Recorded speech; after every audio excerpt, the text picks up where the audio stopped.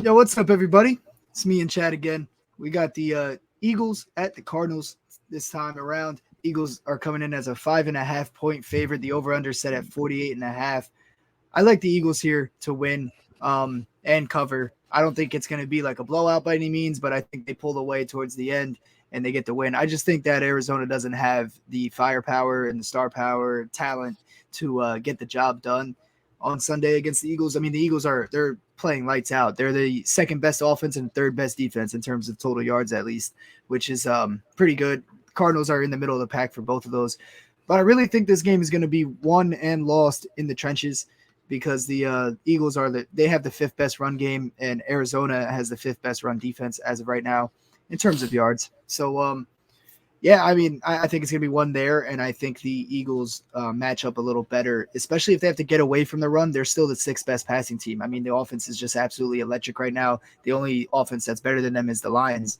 And we've talked about how good they are this year so far on offense, but because their defense is so bad. Yeah, they get the ball so much. They don't have a choice. Exactly. Yeah. So I'm leaning the Eagles here, but I know that John Ryan has a nice little model that favors the Cardinals by 80%. He couldn't make this show, but that's on his show I was watching earlier today. 80% it favors the Cardinals over the however long it's been in history that trend's going for, but I still kind of side with the Eagles here. I think that they're still hot and it's not going to end yet. I think it probably ends next week when Dak comes back for the Cowboys against the Eagles. That'll be a fun one, and they're going to give Dak that win, I think. But you like the Cardinals here. Not so fast, my friend. All I had was a remote. I don't have a pencil to Lee Corso you. So it's crazy, but I was actually thinking I felt like last weekend was the possibility. We talked about this, did a show on it that we felt like, and I felt pretty vindicated until you, like a dumbass, went out on Twitter and told everybody, "Hey, this is why if you watched us, you wouldn't be surprised that Jacksonville's doing what they're doing to Philadelphia."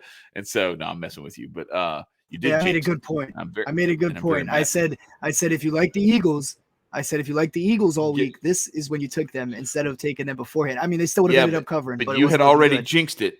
You had already jinxed it before you did that, and I just said we weren't surprised that they were playing well. Yeah, no, you messed my bread up. But anyway, I'm deleting the Twitter app next Sunday at 12:59 p.m. local time. Don't worry about me, all right, Chad? It's fine. So here's why I liked Jacksonville in that game. I think that there are some weaknesses that have yet to be exposed completely, or had yet to be exposed prior to last week's game. And I think Jacksonville started to show some of those cracks. Now, I don't know that Arizona has the same level of like defensive athleticism that Jacksonville does to create some of the havoc that they created for Jalen Hurts. But what they do have is they've got a much stouter run defense. Jacksonville just got shredded last week. Right.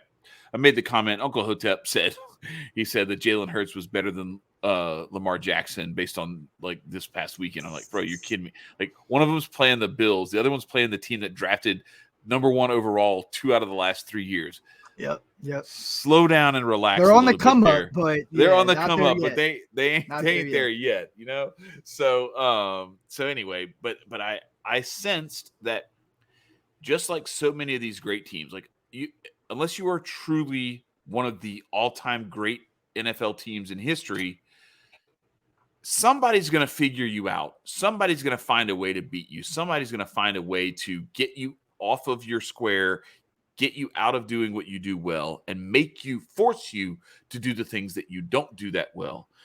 Jacksonville was close, but they turned the ball over a couple too many times. I mean, Hassan Reddick was all over Trevor Lawrence. I think he had like 3 strip sack fumbles or so. It was insane. Yeah. He was balling. The pressure he was balling. He took your money, not me. I was going to say, but you jinxed it anyway. No, but so that's what I told Doug. I was like, look, Hassan Reddick and the running game bailed Jalen Hurts out of a really bad. Jalen Hurts did not play well. Not as well as he's been playing. He had the one rushing touchdown, but he was like around 65% or so passing, which is nothing these days. And around like 250 or so yards, but he had a pick and he had a fumble. Like he was not this all-world MVP caliber, performance. I think that the recipe is being built, and I don't know. Dallas next week looms really large as like a potential tripping block for this Yeah, Philadelphia a look ahead offense. game here, especially how bad the And Cardinals have been playing. I agree with you exactly. on that. So That's a solid point. so Yep. my initial thought was it's going to come against Dallas. Dallas is going to be the one that takes care of them and really kind of like shows everybody like this is how you beat this team. But then I thought, oh man, but what if they're getting ready for that? Because that's the matchup. Because Dallas has been playing over their heads ever since they lost that week 1 game. Dallas has taken care of business with no Dak Prescott. Right. And so I think everybody's pointing, the media is starting to frenzy around it. And it's an age-old rivalry. The Eagles and the Cowboys, like this one goes back decades. So naturally they're looking ahead to that one. Now the Eagles Cardinals is kind of an okay semi-rivalry from the time that they spent in the same division back when they used to both be in the NFC East, but it's not the same as Eagles Cowboys. Those two teams hate each other. Those fan bases hate each other. So I'm looking at this as a potential trap where and that number is juicy. And if I'm looking at a game like this, the Cardinals offer me much better money, much better bang for my buck at plus 5.5. They're playing at home. I think it gets overlooked way too much. There's a lot of teams this week that are home dogs, and they're home dogs by significant spreads. And I think we could see a repeat of some of what we saw week 1, where you saw a lot of home dogs that got their lunch, from the pockets of the road favorite that came in. Yep. And then, but from a purely just on the field matchup basis, you're taking the Cardinals mostly because of their ability to stop the run and shut down what the Eagles love doing, right? To make the Eagles not so easily. So what they can do is, but when you do a really good job of stopping the run as like that's your defensive identity. Now you can dedicate a little bit more to to coverage, to keeping Devontae Smith in check, bracketing him a little bit, maybe bracketing AJ Brown at times, maybe just rolling over coverage. You can do that, and if you can still be effective at stopping the run, because that's what Jacksonville struggled with. Jacksonville shut them down in large part in the first half from being able to throw the ball. But Miles Sanders was busting off 13 yards at a clip sometimes. And if you can't stop the run, it doesn't matter how well you're defending. Jalen Hurts is just going to keep handing the ball off. So that's where I see like it as Arizona's identity is more naturally just stopping the run, slowing that running game down. They can do that without dedicating 8 men to the box. Well, now they can dedicate more resources to better coverage and better coverage, but also getting some, the occasional blitz here and there to get after Jalen Hurts. So I'm gonna try again because you cut off the punchline. But so you like the Cardinals because they their ability to stop the Eagles rush game, right? Yes. That's what you're thinking of. And to that I say not so fast with the fucking pencil because I am gonna. No, you have a pencil. And I'm going to tell you that the Arizona Cardinals are 23rd right now in the NFL in stopping the pass. And that's why my next point was going to be player props. Look away from the run game for the Eagles. They're going to have to get out of it because of all the correct points that Chad made. But I think they still fare well because they're going to be able to pass all over them. I think Jalen Hurts has a bit of a comeback game. And I like A.J. Brown a lot in this game. I think he'll be dominant against them.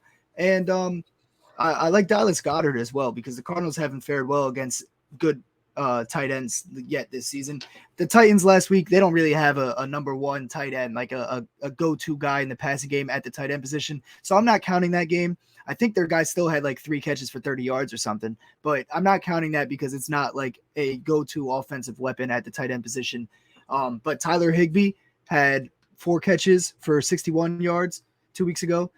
In week 2, Darren Waller had 6 catches for 50 yards and a touchdown. And week 1, Travis Kelce torched him, 8 catches, 121 yards and a touchdown. So I like Dallas Goedert in this game, depending what number they give us. Not really for the catches because he doesn't get many catches, but he averages 15 yards per catch when he does get the touch.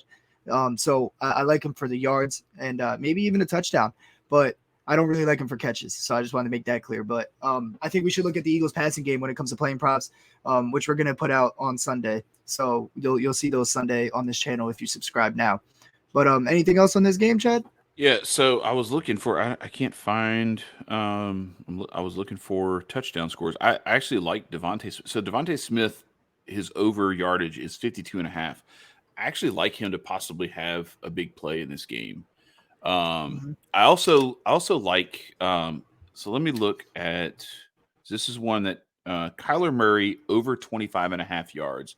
That's minus 120 on DraftKings. Back to that Hassan Reddick and what he did to Trevor Lawrence.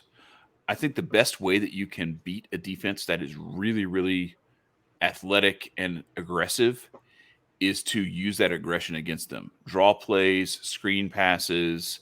I'm looking at, James Conner as possibly some. Let me look at his receiving. In the passing game, yep. Over 19 and a half yards. Over 19 and a half yards for James Conner. I mean, what's his catches at? I always like taking catches with the running backs. So in a game where we know they're going to target him, I like to think about right. that more than yards even. So I don't have him listed for. I don't have him listed for receptions here. So it's still early though. Well, it's very early. That's what I'm saying. By Sunday, we're going to actually dive into player props. We're just giving some ideas right now. Yeah. So I like that. But the other thing is the other problem that happens is so in the NFL. So like unlike college, when you get sacked, it counts against your rushing total.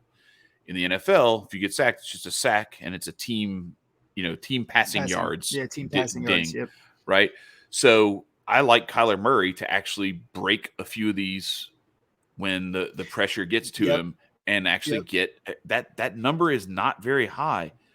I mean, we're talking about one of the most. What's Kyler's? What's his number? 25.5 rushing yards. One of the most athletic and I like that. Like quick and agile, just get around pressure quarterbacks.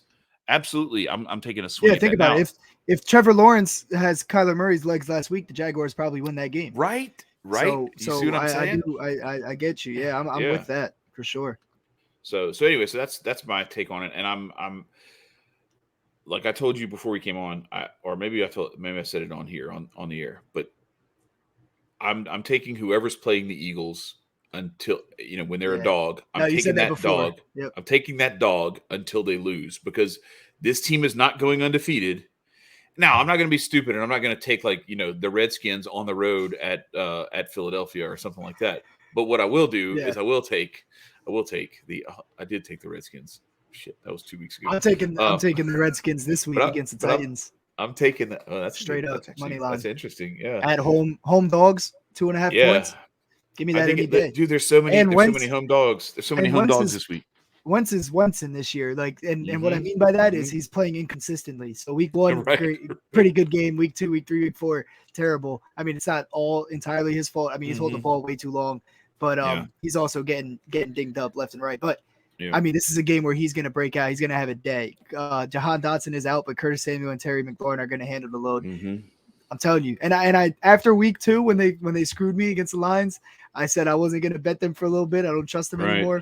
I'm taking them this week. It already ended.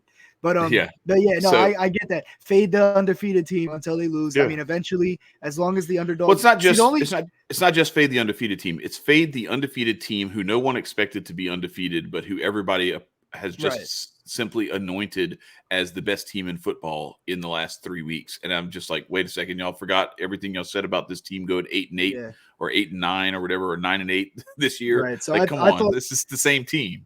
I thought their trap spot was last week. You think it's this week? Since I now think it's next week. So we'll see how that pans out for us. But I'm on the Eagles. Chad's on the Cardinals. We talked about some player props. We'll be back Sunday with some more. And I'll also check out the other videos we did this week as well. We got the Falcons and Bucks. We dissected that game. So that's on the channel. You can check that out as well. And we'll be talking about some other games going forward as well. Yes. Peace.